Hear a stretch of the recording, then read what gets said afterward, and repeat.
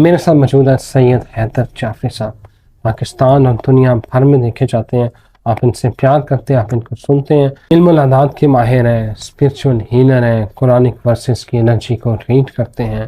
ناظرین، 1492 میں 4 blood moon لگے تھے، تب یہودیوں کی تباہی ہوئی تھی۔ اس کے بعد 2014 میں 4 بلڈ مون آئے، اور اس ربی نے کہا تھا کہ ہمیں تیاری کرنی چاہیے۔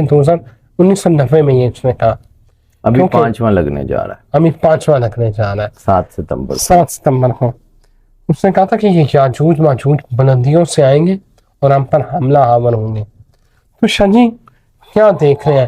کیا دجال کو بلانے کی تیاریاں مکمل ہو چکی ہیں؟ اور وہ جو ربی یہ بات کر رہا ہے وہ کیا، اور ان کا مسیحا کون ہے؟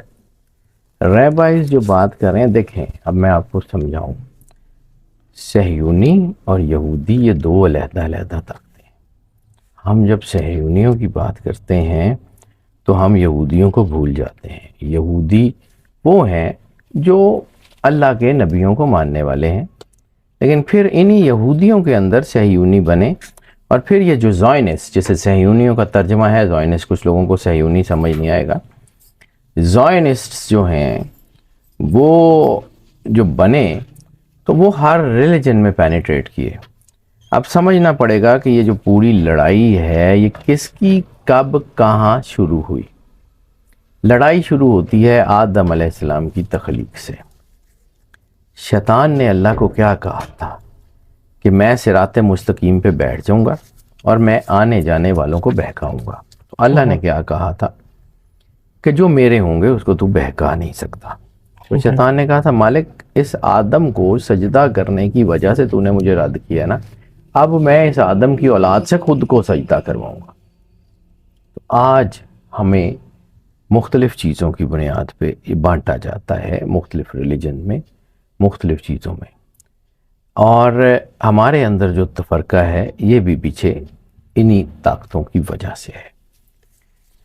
دین کے جو ہے وہ حصے خراب کیے جاتے ہیں، دین میں اس کی جو وحدت ہے اس کو پارا کیا جاتا ہے، یہ بھی اسی نیگیٹو طاقتوں کے جو ہے وہ کارسازیاں ہیں۔ اور یہ ساری یہ جو معاملات اس وقت ہونے جا رہے ہیں، اگر آپ سمجھیں تو یہ بالکل عروج کا وقت ہے، بالکل عروج کا وقت ہے نیگیٹو طاقتوں کے۔ اور اس کے بعد زیادہ ٹائم نہیں ہے عیسیٰ علیہ السلام کے ظہور میں اور مولا امیر کائنات مولا امام مہدی علیہ السلام صاحب العصر والزمان کے ظہور میں وقت زیادہ نہیں ہے۔ اب سمجھیں، عام لوگ جس کی بات کرتے ہیں، جس کو یہودی مسیحا کہتے ہیں، کیونکہ یہودی بھی جو اصلی یہودی ہیں وہ بہت پیچھے چلے گئے ہیں۔ اس وقت یہ جو ہم کہتے ہیں کہ یہودیوں کا ملک اسرائیل ہے، that is not the Jewish country, that is the زائنسٹ country. Jewish نہیں ہے، زائنسٹ ہے، اور وہ جو زائنسٹ ہیں وہ بیسیکلی وہی شیطان کے پیروکار ہیں جو اس کے ایجنڈے پہ کام کر رہے ہیں۔ دجال کا ترجمہ دجل یعنی دھوکہ، دھوکے کی سب سے بڑی شکل۔ اب یہاں پہ ایک اور چیز، ایک دھوکہ شیطان ہمیں دے رہا ہے اور ایک دھوکہ ہم خود اپنے آپ کو دے رہے ہیں، شاید وہ اس سے بھی زیادہ بڑا دھوکہ ہے۔ ٹھیک ہے، ہم لوگ کہتے ہیں کہ جی یہودی یا جو ہے وہ زائنسٹ ہیں، وہ یہ کرتے ہیں، وہ فلاں کرتے ہیں، تو بھائی کردار میں ہم کون سے ان سے افضل ہیں؟ بالکل صحیح ہے۔ ظلم تو ہمارا بھی جہاں جو ہے وہ داؤ لگ جاتا ہے ہم اتنا ہی کرتے ہیں، وہ ذرا بندوقوں سے کر لیتے ہیں، ہم ڈنڈے سوٹوں سے کر لیتے ہیں۔ کردار تو ہمارا بھی وہی ہے، کردار تو ہمارے میں بھی وہی سارا کچھ ہے۔ ڈسکریمنیشن تو تب ہو نا جب ہم سچے دل سے سرور انبیاء صلی اللہ علیہ وآلہ وسلم کا کلمہ پڑھنے والے ہوں، اور رسالت مآب سرور انبیاء صلی اللہ علیہ وآلہ وسلم سی زبان سے نکلا ہوا کوئی لفظ جو ہے وہ ادھر ادھر ہو ہی نہیں سکتا۔ آپ نے فرمایا ہے کہ مسلمان ملت جو ہے وہ ایک جسم ہے، اور اس کے کسی بھی حصے کو تکلیف ہو تو سارا بدن اس کی تکلیف محسوس کرتا ہے۔ آج ہمیں غزہ کی تکلیف تو ہو نہیں رہی، آج ہمیں جو ہے وہ لبنان کی، شام کی کوئی تکلیف تو ہو نہیں رہی، تو کیا نعوذ باللہ سرور انبیاء صلی اللہ علیہ وآلہ وسلم کے فرمان میں کوئی مسئلہ ہے، یا ہمیں اتنے ٹرینکولائزرز لگ گئے ہوئے ہیں کہ ہم سن ہو چکے ہیں، ہمیں اس درد کا احساس ہی نہیں رہا، ہمیں اس تکلیف کا احساس ہی نہیں رہا. ان کے بچے مر رہے ہیں، ہم عیاشیاں کر رہے ہیں، ان کے بچے مرتے ہیں، ہم کانسرٹس کراتے ہیں، وہاں جنگ اپنے عروج پہ ہوتی ہے، وہاں قتل عام ہو رہا ہوتا ہے، تو ہمارے یہاں جو ہے وہ غیر ملکی رقاصائیں آ کے ہماری سٹیج کے اوپر رقص کر رہی ہوتی ہیں. ایسے ہی ہے. خطہ عرب کی تباہی کی حدیث جو سرور انبیاء صلی اللہ علیہ وآلہ وسلم بادشاہ کونین نے فرمائی ہے کہ ویل للعرب ویل للعرب ویل للعرب، 3 مرتبہ آپ نے فرمایا کہ عرب تباہ ہو گیا، عرب تباہ ہو گیا، عرب تباہ ہو گیا. تو بی بی زینب بنت جہش ام المومنین نے سرور انبیاء صلی اللہ علیہ وآلہ وسلم سے پوچھا کہ یا رسول اللہ، آپ کو کس چیز نے اتنا پریشان کیا؟ آپ سوئے ہوئے تھے، ایک دم سے اٹھے، فرمایا ویل للعرب.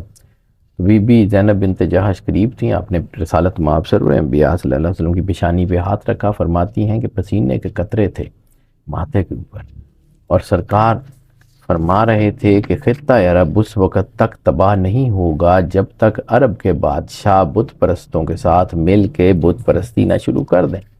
آپ نے بت پرستی ہوتی ہوئی دیکھ ہی لی ہے نا. اب باقاعدہ اس کی پوجا کرنا یا تھالی پکڑ کے ہلاتے رہنا، مطلب یزید کی فوج میں امام حسین پہ حملہ کرنے والے یا نہ حملہ کرنے والے سارے ہی برابر ہیں، تھے تو وہ یزیدی ہی، ٹھیک ہے، حملہ کریں یا نہ کریں، لڑیں یا نہ لڑیں، لیکن تھے تو وہ یزیدی ہی.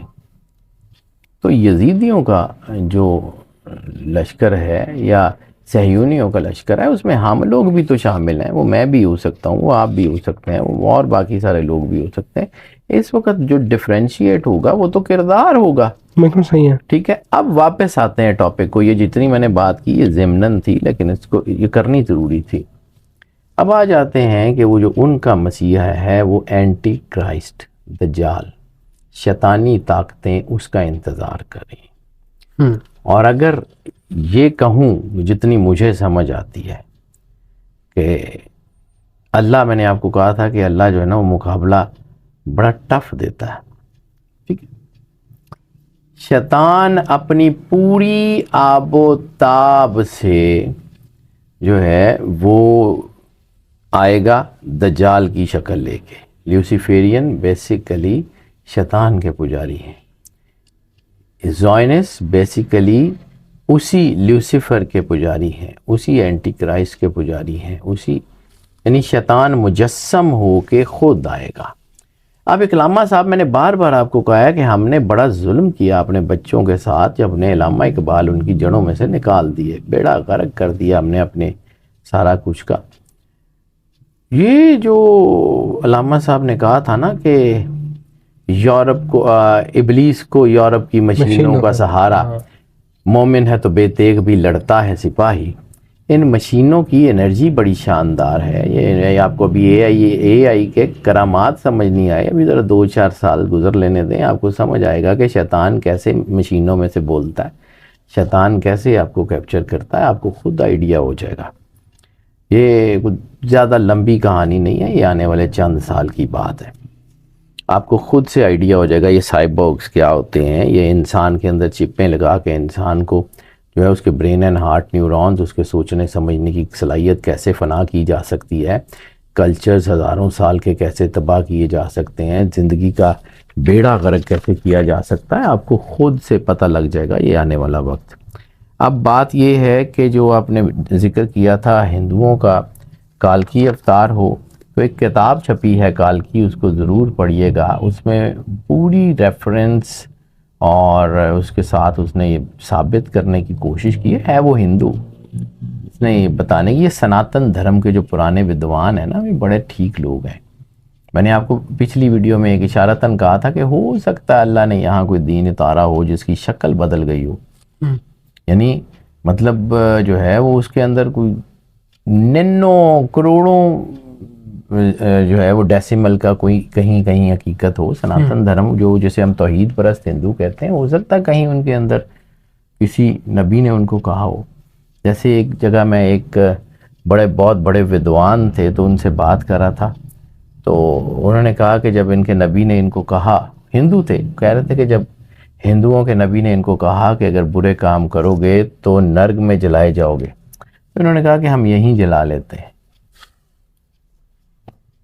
ٹھیک ہے، یہ پنڈت برج موہن بھوشن جو ہے وہ ان سے میں نے سنا تھا، وہ توحید پرست ہندو تھے، ان سے میں نے بہت کچھ سیکھا.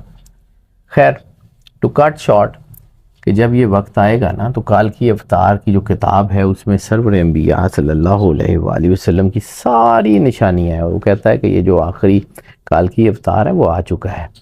اب اس اوتار کا ایک جیسے کہا جاتا ہے نا کہ ایک جو ہے اوتار لیتے ہیں جس طرح، تو کالکی اوتار کا آگے ایک اوتار جو آئے گا جو کل یگ میں، وہ کالکی اوتار نے پیدا ہونا تھا 7 یگ میں.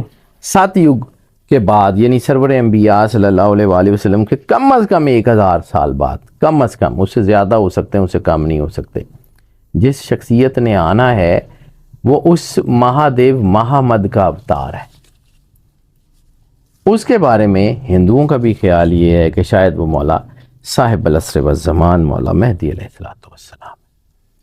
اور اسی کے ساتھ ساتھ جو ہے ایک حدیث ہے جس کے بارے میں لوگ ضعیف کہتے ہیں. ٹھیک ہے، میں اس کی سند کے اوپر جو ہے بات نہیں کر رہا ہوں، لیکن اس میں ایک جو جملہ ہے وہ میرے بڑے دل کو لگتا ہے، اور بڑی مستند جو ہے وہ سناد کے ساتھ حدیث ہے، متواتر سناد کے ساتھ ہے، کہ سرکار ختمی مرتبت بادشاہ کونین صلی اللہ علیہ وآلہ وسلم ایک جگہ تشریف فرماتے، موسٹ لائکلی مسجد نبوی میں، کیونکہ ابن ماجہ نے بھی اس کے اوپر کام کیا، اور خاص طور پہ محی الدین ابن عربی کی کتاب میں تو اس حدیث کا بڑا کمال کی ڈیفینیشنز ہیں. پڑھنے والی ہے، ہم چونکہ کتابیں پڑھتے نہیں ہیں تو ہم ذرا گمراہ ہو جاتے ہیں. تو سرور انبیاء صلی اللہ علیہ وسلم امام مہدی علیہ السلام کی جو ہے وہ تعریف بیان کر رہے تھے. بڑی جو ہے وہ ایک چہرے کے اوپر ایک خوشی تھی، طمانینت تھی، اور بڑے ایک جذبے کے ساتھ بیان کر رہے تھے. تو جناب ابو ذر غفاری یا سلمان فارسی، مجھے ایگزیکٹلی مجھے جہاں سے چیزیں بھول رہی ہیں، لیکن وہ پاس بیٹھے ہوئے تھے، موسٹ لائکلی سرکار ابو ذر غفاری. تو آپ نے کہا کہ ابو ذر کیوں مسکرا رہے ہیں؟ جناب ابو ذر مسکرا رہے تھے، پاس بیٹھے تھے اور مسکرا رہے تھے. رسالت میں آپ بات کر رہے ہیں اور حضرت ابو ذر غفاری مسکرا رہے ہیں. انہوں نے کہا ابو ذر کیوں مسکرا رہے ہو؟ کہ یا رسول اللہ اور اس کے رسول کی حکمت دیکھ کے مسکرا رہا ہوں. سرکار نے کہا کہ ان کو بھی بتاؤ. اب سرکار کو سب پتہ ہے کہ کس نے کیا بات کرنی ہے، کیا کرنا ہے. میرا یقین، میرا ایمان تو یہ ہے کہ سرور انبیاء سنتے ہیں، جانتے ہیں، سب کچھ دیکھتے ہیں. وہ مالک ہیں جن کے سر کے اوپر لو لاکھ لما خلقت الافلاق کا تاج ہو، وہ اتنے جو ہے نا وہ نہیں ہو سکتے. وہ سارا کچھ انہی کے ہاتھ میں. مشیت ان کی طرف دیکھتی ہے کہ آپ کے لب ہلیں تو کائنات کے کارسازی کے قضاء و قدر کے فرشتے جو ہیں وہ اپنا کام کریں. تو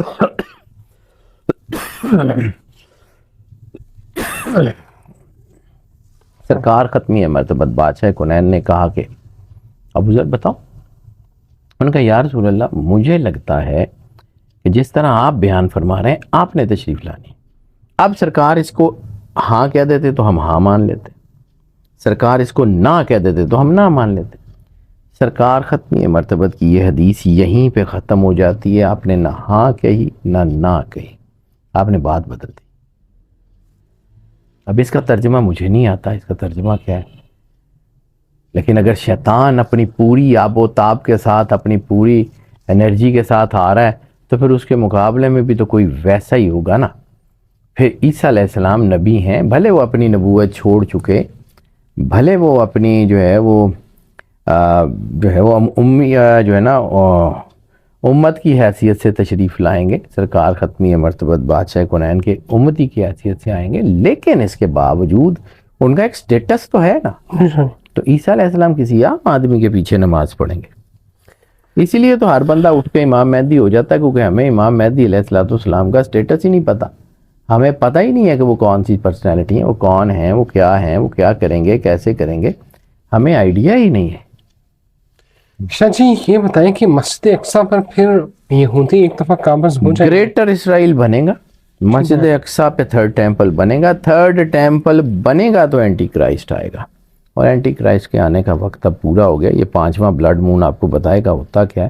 یہ کوئی اب یہ جو 7 ستمبر کو جسے ہم عام سا چاند گرہن کہہ رہے ہیں، آپ دیکھیے گا اس کے بعد ہوتا کیا ہے. یعنی یہ وہ گرہن ہے جس کے 45 دن پہلے سے چیزیں شیپ اپ ہونا شروع ہو جاتی ہیں. تو کیا ہے، آپ بھی یہیں ہیں، میں بھی یہیں ہوں. اللہ زندگی دے، جو دنیا سے چلے گئے تب بھی دنیا تو دیکھے گی.